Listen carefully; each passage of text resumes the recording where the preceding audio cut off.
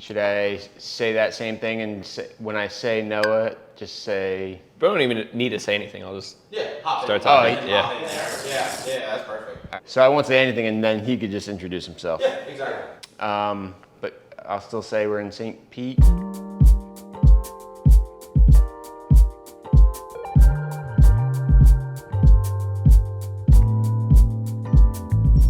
What's up guys, I'm Chris and today we're back with another video. We are here in beautiful St. Pete. Got my boy Noah here and we are gonna do what we do, which is cook some delicious food. Yeah, we got a bunch of good stuff coming up. We're gonna smoke some Bison Shanks. We've got ceviche and we've got some rice noodle bowls. The cool thing is a lot of these use the same ingredients. So you get a bundle of ingredients, you make a bunch of different recipes and you got them for the whole week. Let's do it. We got that smoker ready.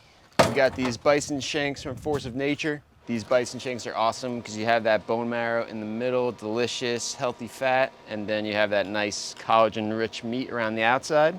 It'll be nice and tender, fall off the bone in a few hours. And we can use these for bone broth after, which is huge. Exactly. No waste. Same with chicken. Yep. Always save your chicken bones. That's exactly what I said in the rotisserie video. But yeah, I've never had Bison Shanks, so. Yeah, they look different. Do you think that they're leaner? I mean, this is probably the fattier cut of meat on a bison. On the label, it says 24 grams of protein, 4 grams of fat, which I don't know if I believe that. I don't know if I believe that either. The marrow alone is more than that. They're probably not counting that. How do you use your marrow, by the way? Say you cook this, you save it for later? I'll do butter with rosemary, garlic, or I'll just eat it straight up. I'll get a bowl, soften butter, put the cooked marrow in and stir it up. Gotcha. And then you melt it on like a steak or something. Yeah. Or like even on a piece of sourdough. It's so good. So what I typically do is like when I'm making bone broth, you blanch the bones to get rid of any impurities. And then I take the marrow and I just put it in a bowl and then I use that for cooking. Like when I make eggs, whenever I have my high fat meals, that's when I'll incorporate the marrow because marrow is all fat. And I see a lot of guys when they get into this whole holistic health movement, they're like, I don't know why I'm getting fat. And they're eating ribeyes with avocado with honey on top and just housing marrow. They're having like 200 grams of fat. And a lot of people don't believe this, but I do believe that fats are more likely to make you fat than carbs. Yeah, and it's just way more calorie dense, the fat, than the carbs. Yeah, 9 calories per gram of fat compared to 4 calories per gram of carbohydrate. Carbs are meant to be burnt off. The carb metabolization process is a lot faster and direct than the fat metabolization process. What temperature do we want this at? I am no barbecue expert, but we don't want it to take too long. Yeah. Maybe like 300? 300 is good. And also these are thicker cuts too, so we do want to do a little bit of a long smoke. I honestly like doubling up on the recipes too. Like if I'm cooking one thing that's very intensive, like a ceviche where it's a lot of chopping, I'm gonna have something cooking in the background. Because you're already making dishes, you might as well task batch. I'm actually gonna set it to 370, and then we can just decide what rack we want to put it on. Word. So the heat differential is a lot higher. Cool. All we're gonna do is lather a little organic yellow mustard and a little barbecue rub and just let it smoke away. It's gonna get most of the flavor from the smoke anyway. I'm just gonna lather it.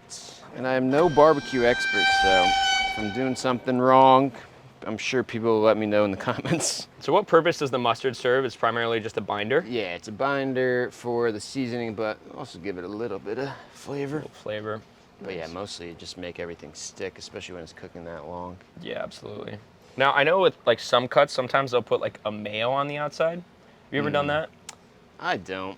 If I'm gonna do anything, I'll just do a little oil. Yeah, same purpose. I've seen people recently, they sear a steak lathered in mayo, which kind of grosses me out, but. I've seen that. I assume that's just. It's basically just avocado oil. I mean, it's a little egg yolk, that's avocado oil. I used to do that with chicken breasts. Chicken breast with mayo on it, and I throw it in the air fryer, and it was delicious. That was back in my meathead days. Yeah, we all went through that phase. Yeah, the chicken and rice I'm just gonna days. use this one. I got 2 different ones, but. Oh, dude, I have this one. Is that one good? Use that. That one's good too. I feel like with bison rub. Actually, let me smell that one. Dude, this one smells so good. Ooh, yeah. What are your thoughts? I think that one. I think that would one be a too. little more flavorful. And this one has sunflower oil in it, guys. Oh, does it? Yeah, but honestly, think about how much sunflower oil could they possibly get in here. Exactly. People freak out about this, and then they go and eat something from a restaurant, and it's deep fried, and they don't even realize it. So, oh look, there's Nort. He's got a pet. What is it? Nort, a great blue heron. Every time that I cook, he comes up and he needs food. So we actually need to feed him some of that ceviche. He'll love it. He'll come in the house too. I'm actually gonna go get some food for Nort. Nortavius Marshall Bryant. He's pissed. He usually only eats hot dogs, but his blood pressure is probably way too high, so he's not a hot dog fan anymore. His blood pressure. He's getting wild Mexican cod shrimp. We gave him chicken once. We felt like that was too far. Can't give a bird chicken, you know? He's like a little kid. All right, these things should be pretty much ready. So we just put it straight on the rack. Yeah, that middle rack will be Middle? perfect. Yep.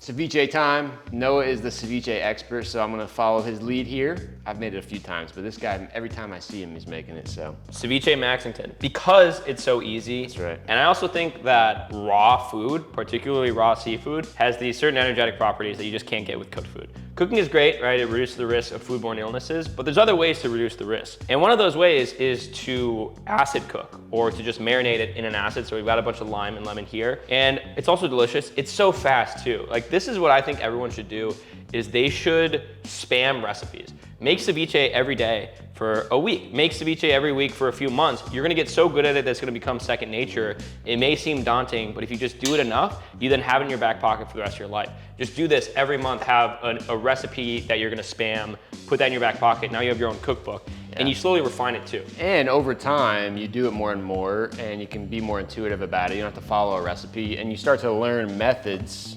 Then you can start tweaking it how you like it. At first, you start using a recipe, following a recipe, you get the hang of it, you understand the certain steps and techniques. Then you can take and create it however you want, and that's what's cool about cooking, or not cooking. So anyway, yeah, we got a really simple ceviche here. We've kind of got the primary ingredients that we like to use. We like to have the onions for the bite and the crunch, the cucumbers for that moisture, and cucumbers are actually a great source of electrolytes as well. Cilantro for that flavor, and then we've got jalapenos and avocado as well. Obviously, organic produce, but still it's good to wash them. Best way to wash them is you just throw them all in a pot. Let me just take the stickers off. Yeah, you can do that. Take the stickers off, unless you want stickers in your food. But anyway, you just literally throw it in a pot. Some baking soda. That's gonna pull out any dirt and grime. It's also gonna get rid of any pesticide residue. And then apple cider vinegar. Apple cider vinegar does have these certain microbes in them that seem to be able to actually break down the glyphosate molecule, right? Glyphosate, very no bueno. Probably the worst thing you can do for your gut and your endocrine system. So a little bit of apple cider vinegar in there as well, and then you just fill it up with water. It's really that simple. This hedges your bets if you can't get organic. You really want to be doing this. Especially if you can't get organic. Especially if you can't get organic. And there's certain foods that I think you should really get organic for, right? Ones with more permeable membranes, one with softer skin. So think about the likelihood of something that's able to soak up stuff from its environment. Like an orange or a lemon, maybe not so much, right? Because it has a peel, it has this natural protective barrier. But a strawberry, a blackberry, things like cilantro where it's just the leaf, yeah, you want organic. And especially peanuts. I don't think you should eat peanuts at all, but peanuts are probably one of the worst sources of glyphosate, as well as mold. Yeah, because, mold. I mean, you think about like boiled peanuts, you put peanuts in water and they absorb the entire flavor of the water. So anyway, yeah, we put that in there, rub it around, get some of that sediment off, make it abrasive, and then we have everything. I've heard too that the spray at the supermarkets has chlorine in it, where at the produce shelf it sprays that water looking stuff, which apparently is chlorine. I haven't fact checked that, but I wouldn't put it past them. Wouldn't put it past them. And also they like to put wax on a lot of produce, right? Because we're visual buyers, so they want it to look as sexy as possible. Restaurants and supermarkets, the last thing they care about is your health. They want you to buy and they want you to come back. So they make things look good cut their and taste costs good. as much as possible too. And cut their costs. And tomatoes, you want all that pulp inside, or dice the skin up? What do you? So with tomatoes, they're good and they're delicious, but they do have lectins in them, right? They have lectins, they have these certain anti-nutrients that do seem to cause a lot of problems in people. And there's a certain subsect of the population that is actually quite sensitive to the nightshades. So that includes tomatoes, that includes peppers, that includes potatoes even, and nicotine, or tobacco, believe it or not. I typically try to get the seeds out. Like that's what I personally do. To be honest, I don't even eat tomatoes that much, unless it's in ceviche. You can get all the benefits of tomatoes from tomato paste with all of those anti-nutrients broken down. So that kind of is the move. That's what I like to do.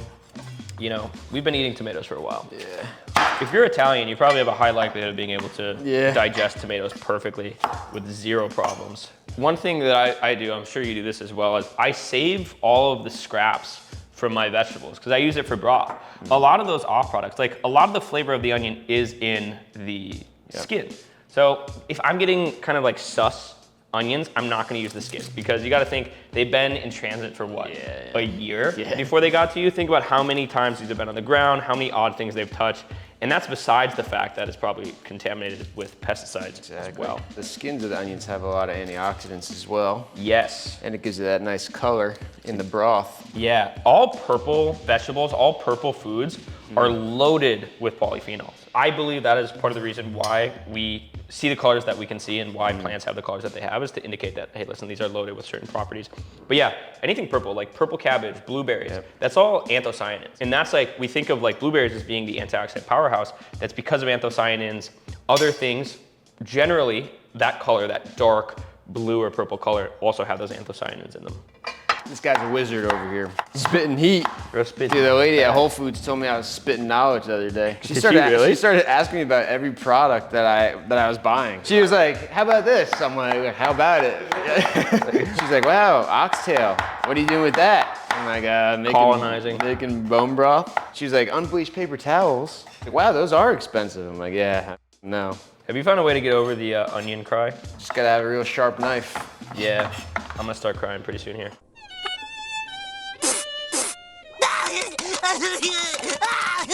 That's all right. I'll grab us some We're all bowls. here for you, pal. I will say what Noah was saying about the lectins and stuff. Very important stuff, but you're still eating cheeseburgers, Pizza Hut for every meal. Don't worry about that stuff quite yet. I see that quite often, people focusing on things that are a little bit down the road. I had a consultation call and he was about 200 pounds overweight. He made a comment to me about how my blender bottle was plastic. Oh my God. I said, brother, shouldn't be a concern of yours quite yet. People just get neurotic about health. Yeah. And it happened to me when I was like big into biohacking. My obsession with health resulted in me getting less out of life. Yeah. And I have to take a hard look at myself and be like, my objective is to get more. So what you want to do is you just want to be strict when it's easy, so then you can be relaxed and lenient when you want to. Yeah. You can go out, you can drink, you can have, you know, a coffee in a styrofoam cup. You can do all these things because you're training yourself to become resilient. And that's the goal. Resiliency, not neuroticism. And if you can't enjoy any little things, then what is the point of even being healthy to begin with? If you can't enjoy a Chico espresso martini on a Wednesday afternoon at 11 a.m. Yeah. And I think that's something that everyone goes through. Like when they first start, you become neurotic about everything, but then you realize it's no way to live. I think that obsession is important, but you just gotta get over it. Yeah. Right? Get obsessed and then just bring it back to maintenance mode. Health should be so ridiculously simple that it's not a task, it's not your whole identity. It's just something that you do. Yeah, and I think Noah's a great example of just lifestyle. Like, you can do all the little protocols and stuff that you want. And obviously Noah's very knowledgeable about that, but just the lifestyle he lives, getting the sun, eating real food, all of that is gonna move the needle more than anything else. Absolutely, and most importantly, it's effortless, right? Yeah. When you put in the deliberate effort to prioritize lifestyle design and environment design, where your environment is inherently healthy, then you're not doing anything extra. There's no effort involved. It's just what you do. When I come in this house and all of my food options are healthy, when I have a grounding mat on my bed, when I have a red light that I use, when my environment promotes physical activity and spending time outside, it's easier for me to do that than it would to not be doing that. Eyes are watering. And that's why we all moved to Florida. Because I grew up in Minnesota. It was hard to be healthy in Minnesota. I would get depressed every winter. You'd really have to go out of your way to just even be outside. Yeah. But here, it's ridiculously easy and simple. And you can just tell by walking around and seeing people. People are healthy and most people are in shape. But yeah, same in New Jersey, every 6 months of gray weather. Yeah, everyone looks like Chris Christie. Also, always a great move, prep more than you think you need, because now you just have all this accoutrement for whatever else you want to make. Like, we could make a salsa from this. Yep. You know what we should have done, and we need to do right now, is we need to marinate the fish. When you're making the ceviche, you got to marinate the fish. 45 minutes to 30 minutes is typically my cutoff. Sometimes I go 1 hour, 2 hours. If you go longer than that, you're going to start breaking down the proteins in the fish, and it's going to get a different consistency and texture. We are doing a snapper ceviche. So really, when it comes to ceviche, you can use any type of seafood you want. And I've really pushed the limits with this. I've done sea snail ceviche, I've done octopus, I've done scallop ceviche. It's up to you. Whitefish is a classic. Your objective is really just to get the freshest fish you can find. Yeah, something local. So if you're in Minnesota, you can do walleye ceviche, but that is beautiful. Yeah, this is a real nice, fresh local snapper. That's incredible. Doesn't smell fishy at all. I mean, that skin's beautiful. We can honestly leave the skin on because they scaled it. If people are afraid of the fish, you really want to be eating as nose to tail as possible. Yeah. You can't eat the scales unless you fry them, which defeats the purpose, but I say we leave the skin on. Yeah. Yeah, this is a beautiful fish. Yeah, I love snapper. Snapper's local, delicious. At Whole Foods, they have the whole snappers too. I was almost thinking about putting the whole snapper in the smoker. That would have been awesome. Make a broth with it. Yeah. So this thing's relatively burdensome. Best thing to do, cut it in half. God, that is beautiful. Yeah. Whitefish is classic for ceviche. It really soaks up that citrus. It has a very mild flavor to it. It's very versatile. But I also really like using tuna. I typically do more like a poke bowl style because I don't want to over marinate it. And then obviously it really just comes down to like whatever fish, especially if you're fishing. Yeah. Like I'd go and I'd catch amberjack, you know, whatever I catch spearfishing, I'd make grouper, mackerel. Like if you want a fatty, mackerel's better for sashimi because it has so much flavor, it has so much fat. And whitefish is one of the best foods for weight loss. Pure protein, nice and lean, and it cooks so quickly. So I always tell people too that want to lose weight, keep some fish fillets in the freezer. Worst comes to worst, you just pop it in the oven in 10 minutes and you have a delicious, healthy meal. I don't like people that are afraid of fish or seafood. No, it's crazy. You also look at all of the countries with the highest longevity, right? Average lifespan, not just blue zones, but just average lifespan, right? You're looking at Hong Kong, you're looking at Iceland, you're looking at a few of these, Iceland no, because a lot of suicide. But they eat a ridiculous amount of seafood. I think if this was pre-industrial society, seafood would be the best food that you can eat all year round, especially if you're living coastal. You know, there is the aquatic ape theory, and the reason that we developed so quickly as a species was because we ate so much seafood. Unfortunately, the oceans are highly contaminated, not just including heavy metals, but also microplastics, as we know, BPAs, PFAs, a myriad of acronyms.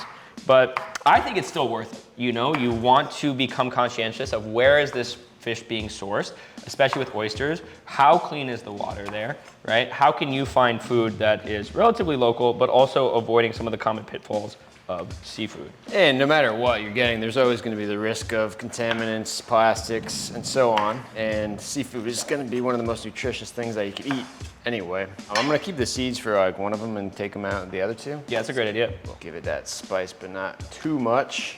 All right, we've deboned. We made sure that there are no extra scales on here. So I've tried ceviche in all different textures, sizes, consistencies, and whatnot. It's better when you get the full cubes because then you actually get the fish bites, the fish chunks, you know? And it could break down if it's too small from all that acid so quickly. Exactly, that's a really good point. Right. We will see how this skin tastes. It looks so beautiful, that's why I don't want to get rid of it. I think that if something looks beautiful in nature, that's usually an indicator that it's beneficial for you. Not always, you know, we know a lot of poison berries look absolutely beautiful. Some of the most beautiful mushrooms will kill you immediately.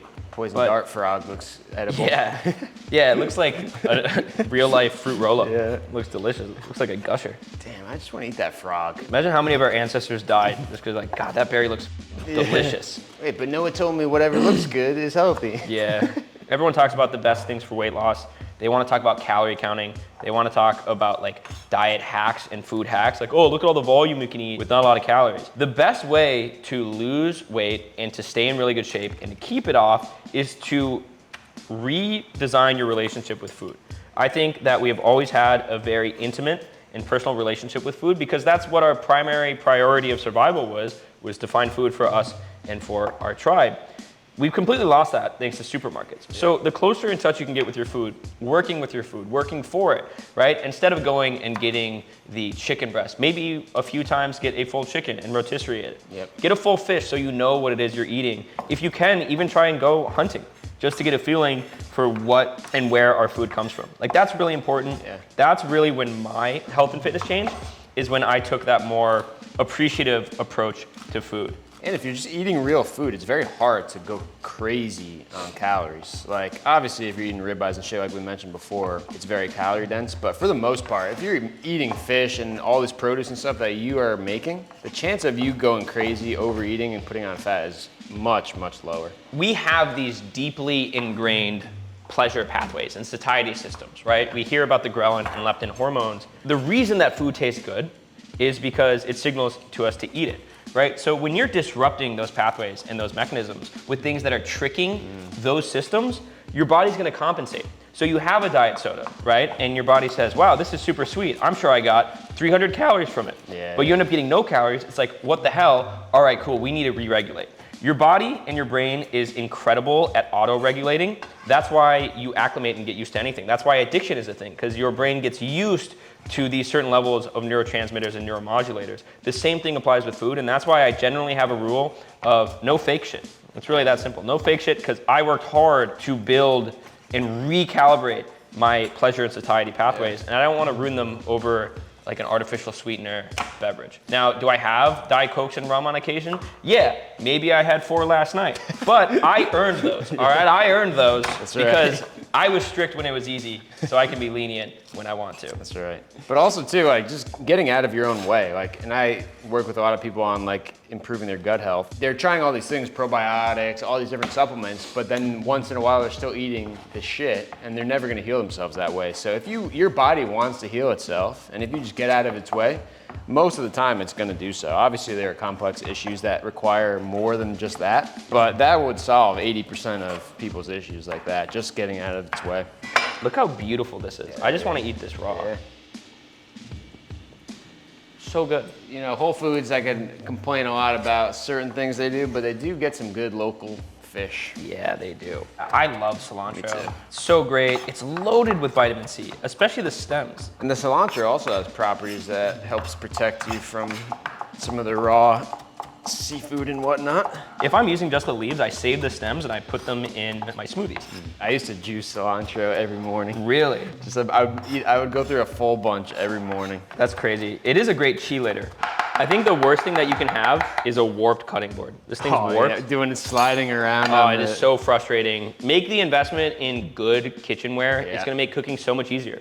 Like, the best way to make something more frictionless is to make it enjoyable. The best way to do that is make some investments. Get some cool knives. Good cookware lasts forever as well. That's also true. You may save a few bucks now, but when you have to buy a new one 6 months from now, are you really saving anything?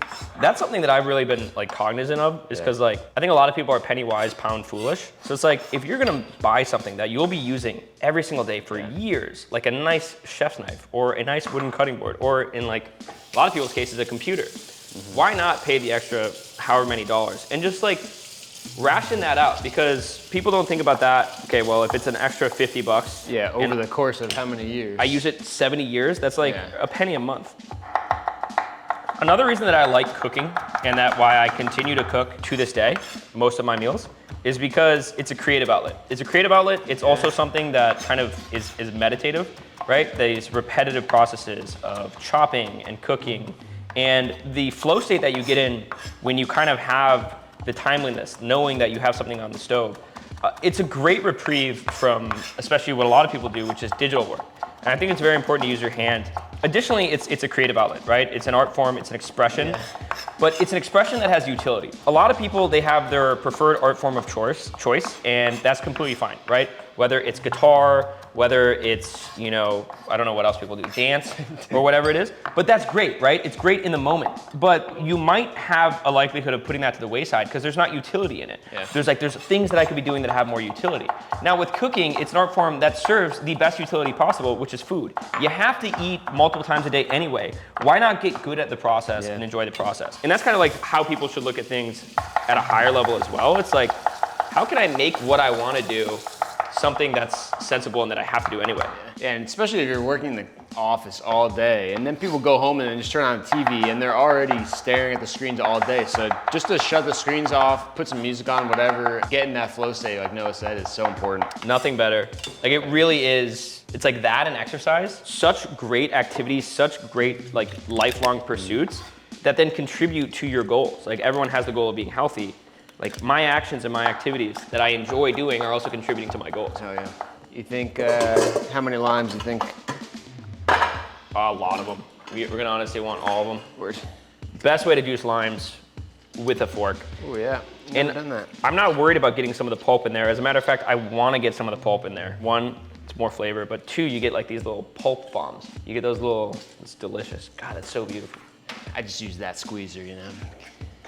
I also cultivated a lot of my cooking habits while I was hopping Airbnbs throughout Mexico. So for like 3 Very years, little equipment. 3 years, I carried around with me a knife and a wooden cutting board, but everything else, I was kind of just going with what I had, and I didn't have a lot of options. So you got to get crafty with it, and it's very much a minimalist approach to cooking, which is great because now it's like I go anywhere. Yeah. I go anywhere. I can be in a hotel room and I can make an incredible meal.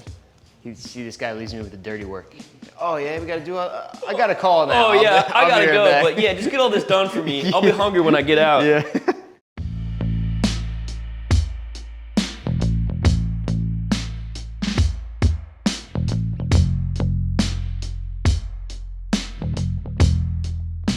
Should we get that? Oh! Oh God. Yeah. I just checked those Bison Shanks and they look incredible. Immaculate. Already. So this is for the noodle bowls. This is for Nort. Oh. All right, guys, we are back. We are back with another video. Please we like took- and subscribe. Took a little intermission, but honestly, that's the beauty of cooking. We're waiting for the shrimp to marinate, we're waiting for the fish to marinate. You can go do things. You can take calls, Yeah. you can go get exercise, you can do whatever you want. It's a cool process, especially if you work from home. Like, I'm working on my computer a lot. I'll take a break and I'll make a meal. I'll take a break and I'll throw some chuck roast in the slow cooker. 4 hours. Slow cooker is huge. Slow cooker is huge, and in my opinion, it's the best way to cook meat. Someone asked about shrimp ceviche. You've done it raw, right? I do it raw a lot. I also would just boil it for literally 2 minutes. Put it in an ice bath and then make the ceviche. If you're worried about the quality of shrimp, then you could just do that. Yep. If you have really high quality, then you just do it raw. But And it's really just a taste preference. Yeah. I think that cooked and raw shrimp ceviche is both delicious. Yeah. It's a little different, but delicious nonetheless. If you're worried about the quality, just freeze the shrimp first. Freeze the shrimp first and then make sure to marinate it thoroughly. fresh shrimp is usually frozen anyway. Yeah, so exactly. usually buying frozen is a better quality, fresher. I personally think that you should try to freeze a majority of the fish that you eat if you're eating it raw. Obviously, sometimes I'll eat it right off the boat, but that's a pretty inherent risk of parasite contamination. If you're worried about parasites, flash freeze it, do what you gotta do. All right, let me bust out that bone broth. Roger. We got some homemade bone broth that I so generously brought. Nice and jello-y. Not the most gelatinous I've ever made, but it's nice. That's pretty good. So we're waiting for the ceviche to marinate. I just took a call, beauty of cooking.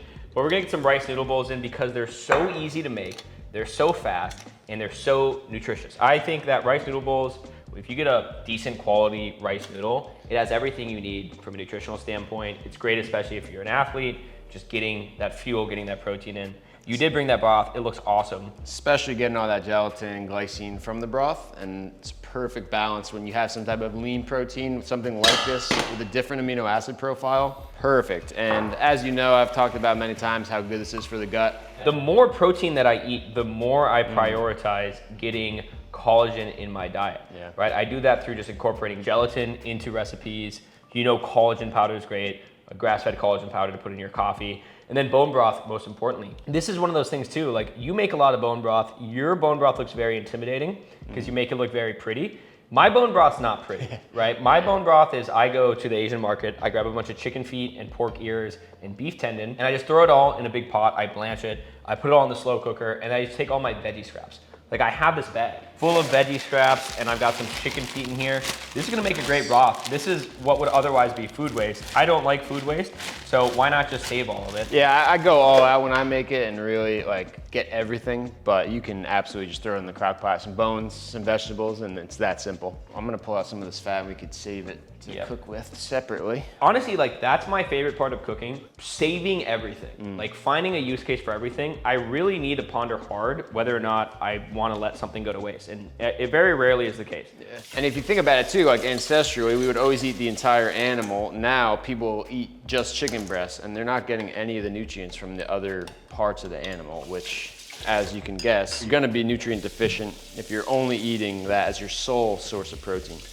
And I'm good with eating lean proteins, but as long as you balance them with things like this, it'll be much better. Yeah, I prioritize lean protein. I don't like fatty cuts of meat. Yeah. I don't want a metabolically dysfunctional animal that has a bunch of intramuscular fat. I want a lean animal like a bison. And then you get your You fats. feel it too. Like last night I had a venison tomahawks, you're ready to run through a wall compared. And you think about what the animals, how it spends their lives.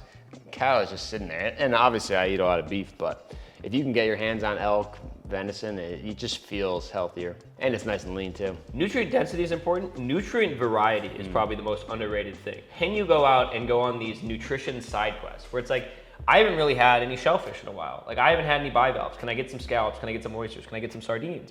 I've been having beef every day for the last month. Can I get bison or elk? Even if it's a little bit more expensive in the short term, like it's worth doing that once in a while just for the variety. Can I eat a blue great heron? You know, that's probably got like bone broth. There we And go. this is not seasoned, so we definitely want to add salt or fish sauce. Ooh, yeah, I have good fish sauce. Everyone seems to skip over looking at ingredients when they buy condiments. Condiments are the most important thing to look at ingredients for because you'll have two fish sauce right next to each other. One of them has just anchovies and sea salt. The other one has monosodium glutamate, which is that bad? Is it not? We don't really know. It has polysorbate 80. It has a myriad of preservatives. The difference is drastic. So I always look at ingredients, rice noodles. Most important thing I look for with rice noodles is I just want to make sure that it doesn't clarify that it's GMO, because even if it is coming from China, even if it is coming from Thailand, they typically have to indicate whether or not genetically modified organisms were used. Doesn't really matter, they're all different. I love rice noodles. I love rice noodles. Rice noodles are great. White rice is great as a fuel source. Wait, my question is, why does this say 0 calories?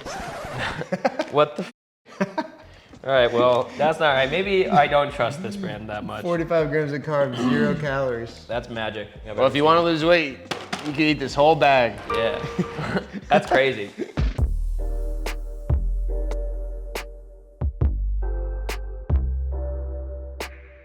All right, so that shrimp is done. That shrimp, you boil shrimp, it literally takes 5 minutes, max 3 minutes. And the other cool thing is you can just cook shrimp frozen.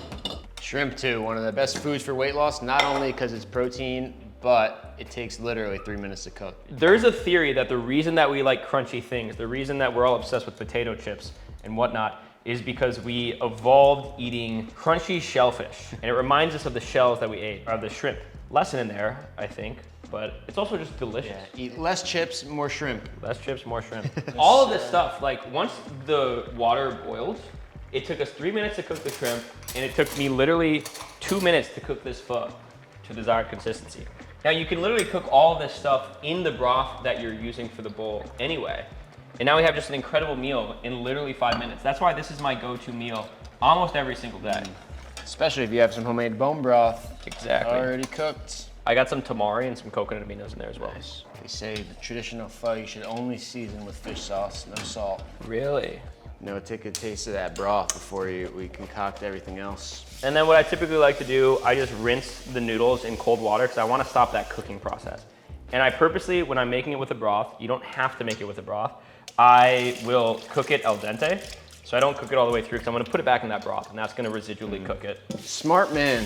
Well, you learn by messing up. And I think that's the point. Rice noodles are a little tricky to cook because they can get mushy real quick. Always err on the side of al dente. You can always cook more, you can never cook less. Same goes for salt. You can always add more salt, you can never take it away. That is facts. I was in Vietnam when I was going to school in Bangkok, and you'd go to all of these markets and they would just have these giant like bowls of pho that they just throw, and they'd have giant bowls of rice noodles, and it was the coolest thing ever. They would have it for breakfast. Like I would have pho for breakfast, and I'd have like soup bowls for breakfast. It's like the best thing you can have for breakfast. Yeah. It's so easily digestible. That broth and that what you mentioned with that collagen, like it is going to do wonders when you're on an empty stomach in terms of improving intestinal permeability, and it's also delicious. Oh my God, that's so good. So savory, that's crazy. Yeah, we're good to, oh my God, that's incredible. Right? It's like a sweet. Let's make a nice presentation if you have a nice bowl. So excited for all of these things, but those beef shanks, or bison shanks look Those look immaculate. quite good. Especially with that red rub. Red rub just gives it such an incredible look. Guys, one of the best and most essential investments you need to make is a peeler. I see so many people just not have peelers in their kitchen, and it's crazy. This makes everything so much easier. You can peel things just immaculately. I mean, look at this mango. You can just peel it perfectly. Look at that. I mean, it makes life so much easier. I don't know why more people don't have it. I travel with a peeler. I keep a peeler in my backpack at all times. Because at any time I can go to a grocery store and I can go pick up a bag of carrots or a bag of cucumbers. I don't even have to worry about washing them. I just peel them. You tell me the story when you got kicked off the plane for the peeler? Well, there was a peeler and something else. The peeler was the least of my worries. Once again, I don't eat the seeds of cucumbers. If you eat a bunch of cucumbers with seeds, you will notice gastrointestinal issues. The plant doesn't want you to eat its seeds, right? It purposely wants you to poop them out with them being intact. So it's gonna have a lot of mechanisms in place to make it very tough on your digestion. Yeah, I gotta get one of these big boys. A moment of truth.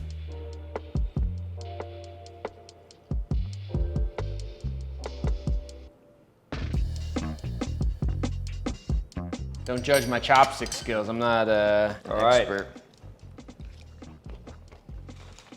So good. Oh yeah. I actually want some more lime. A little spice from those peppers. Yeah, so good, so savory, so easily digestible too. I can have one of these bowls and I can go work out 20 minutes later. So many different textures. You get a little crunch. You get that shrimp. You get the noodles, the broth, everything that you're looking for. That fish sauce really brings out the umami as well. Yeah. Yeah, I'm actually getting some A more little fish sauce as well. little extra salt. And Umami. I have like 20 jars of that in my freezer, so anytime I need a quick meal, I can pop one out, boom.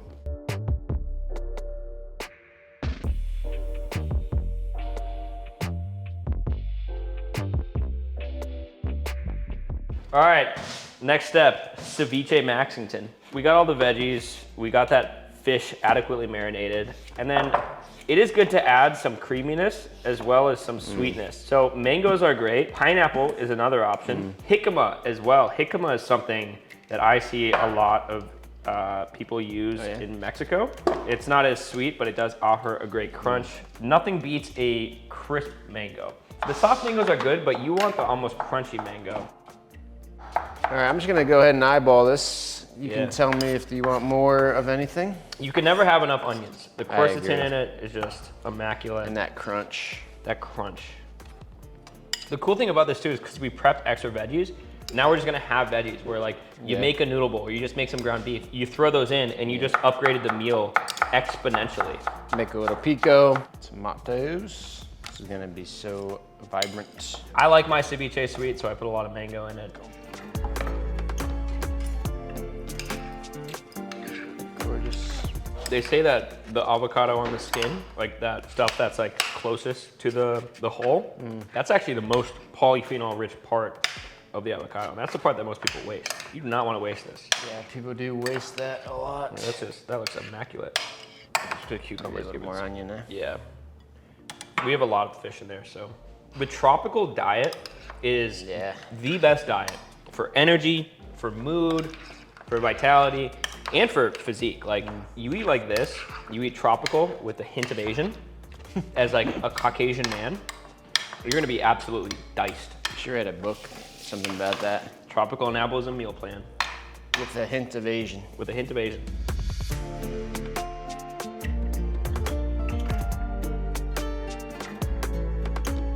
Bon appetit.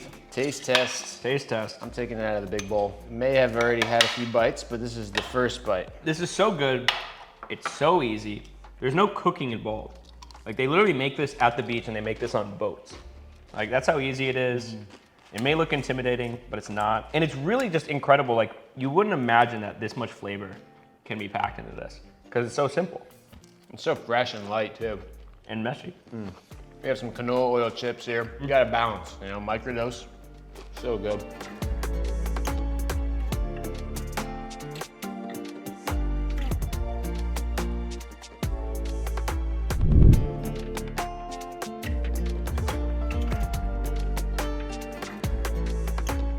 Call them dinosaur shanks. We just gotta brand them. No, let's just say that we purposely undercooked them because we wanted to really work on our jaw strength, which is what a lot of people are missing these days. That is actually true. Very tender meat. They look decent. You know, it was the rub. We were going for that, the black, you know. It's not burnt. For the record, we have this on camera. I said, Chris, you take care of the bison shanks. I'll do everything else. Yeah. So I told you I was no barbecue master. And I'm no barbecue expert, so. But hey, I mean, this is why you do it. You get a little bit better each time. You screw things up, you learn. Next time, they'll be a lot better. And at the end of the day, it's still food. Yeah, and they're perfectly tender. I mean. Yeah. It's like on Christmas vacation when they have the turkey. Oh, it's just a little dry, it's fine. These are gonna be impossible to eat. Oh, look at that. That's what I call pull and peel. Look at Pull that. apart off the bone. Doesn't get more tender than that. Look at that. Well, not bad. I bet it tastes good. It actually does taste really good. It tastes like a Look at warm that. beef jerky. Fall off the bone. I would eat this if I was Starving. if I was fasting for 40 days. It's actually not as tough as I thought. No, it's actually pretty good. I take back what I said. We started the smoker too high, so it started to get black on the outside when it wasn't cooked all the way through. Going back, we should have been more patient, let it go very low and slow, and then get it charred at the end. Something to keep in mind here is this is a bison shank. So it is a lot leaner than a beef shank. And we were saying like, oh, there's no way that it's that lean. It really is that lean. So it's still good, it's just lean. And that leanness doesn't enable that like intramuscular fat, which typically would be the cause of like that pull apart. So I think it's still very delicious. It actually is good. I'm actually pleasantly surprised. And it's not like you can't eat it. It's decently tender. What would be a meal someone could make with beef shanks like this? Ossobuco. Ossobuco. Red wine, carrot, celery, onions, slow cook in their liquid. And that brings more moisture too. But I'm saying like if they had this, they like cooked this stuff. I mean, I would put this into like a rice bowl. A rice bowl would be really good. Eating it like this, I think you really can't beat just eating meat with your bare hands. It's pretty good. That mustard does give it a little bit of a zing, which I like. Probably could have put a little more seasoning or just salt. Having some sort of sauce, like a barbecue sauce, which we have cut this part out. And we have here a homemade barbecue sauce. Put it out a little more. Which is actually perfect for this. Delicious, it adds that sweetness and it brings back some of that moisture that we may have lost from trying to smoke it. Yeah.